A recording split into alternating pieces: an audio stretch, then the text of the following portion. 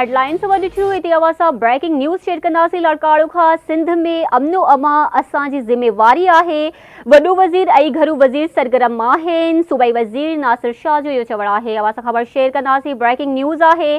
प्रिया कुमारी असांजी न्याणी आहे। संदसि बाज़ियाबी लाइ कोशिशूं जारी आहिनि। सूबाई वज़ीर जो इहो चवणु आहे। हिकु भेरो ॿीहर अवां सां ब्रेकिंग न्यूज़ शेयर कंदासीं। लड़काड़ो खां सिंध में अमनो अमा असांजी ज़िम्मेवारी आहे। वॾो वज़ीर ऐं घरू वज़ीर सरगर्म आहिनि। सूबाई वज़ीर नासिर शाह जो वधीक चवणु आहे त प्रिया कुमारी असांजी न्याणी आहे। संदसि बाज़ियाबी लाइ कोशिशूं जारी आहिनि। पीपी चेयरमैन बिलावल भुट्टो ज़रदारी जे मंशूर तहत 20,000 घर ठाहे मुकम्मल कया विया आहिनि। जेकॾहिं असां नून लीग जी हिमायत न कयूं हा त पार्लियामानी निज़ाम न हुजे हा। सूबाई वज़ीर जो इहो चवणु आहे। अवां सां ख़बर शेयर कंदासीं। लड़काड़े खां अहम ख़बर आहे। सिंध में अमनो अमा असांजी ज़िम्मेवारी आहे। वॾो वज़ीर ऐं घरू वज़ीर सरगर्म आहिनि। सूबाई वज़ीर नासिर शाह जो इहो चवणु आहे। इन हवाले सां वधीक तफ़सील मालूम कंदासीं। आवाज़ न्यूज़ जे रिपोर्टर रशीद समूह खां। जी रशीद, वधीक कहिड़ा तफ़सील आहे?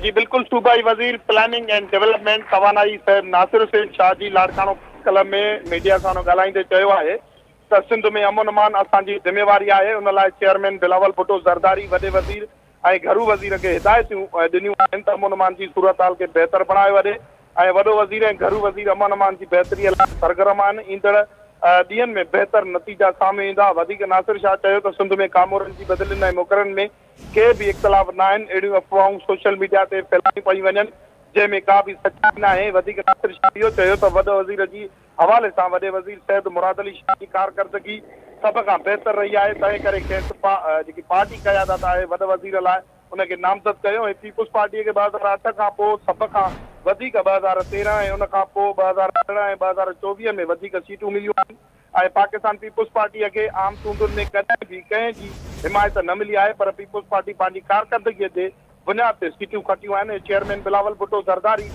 मंसूर 20 लख घर ठाहे ॾियण बाबति 20,000 घर ठाहिण वारे कम मुकमल थी चुको आहे ऐं ॿियनि घरनि जी तामीर जो बि कमु तेज़ीअ सां हली रहियो आहे।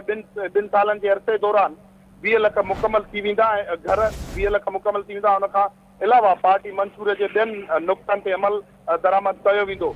वधीक नासिर शाह चयो त इदारे जी निजकारीअ जे हवाले सां पीपुल्स पार्टीअ जो पहिरें ॾींहं खां उहो मौक़ुफ़ रहियो आहे त स्टील मिल ऐं पीआई निजकारीअ में मुलाज़मनि जे मुस्तक़बिल जो ख़्यालु रखियो वञे ऐं उन बाद मामले में ॻाल्हियूं थी सघनि थियूं। लाड़काणे इंडस्ट्री ज़ोन में गैस जी फरहमी सभु ऐं ॿिया मसइला हुआ पर उन प्रोजेक्टनि खे तेज़ीअ सां पंहिंजो उते कमु हली रहियो आहे।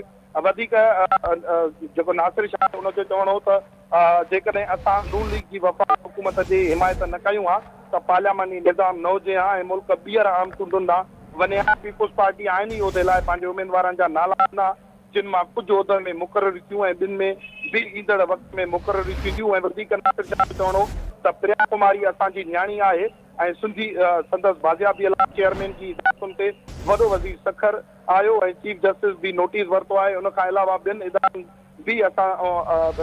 खां बि असां मदद वरिती आहे ऐं प्रिया कुमारीअ जी बाज़ियाबीअ लाइ कोशिशूं जारी आहिनि। अॻवा में मुलविस जवाबदारनि खे सख़्तु सज़ा ॾिनी वेंदी। जी ठीकु आहे रशीद, तव्हांजी वॾी महिरबानी अपडेट करण लाइ।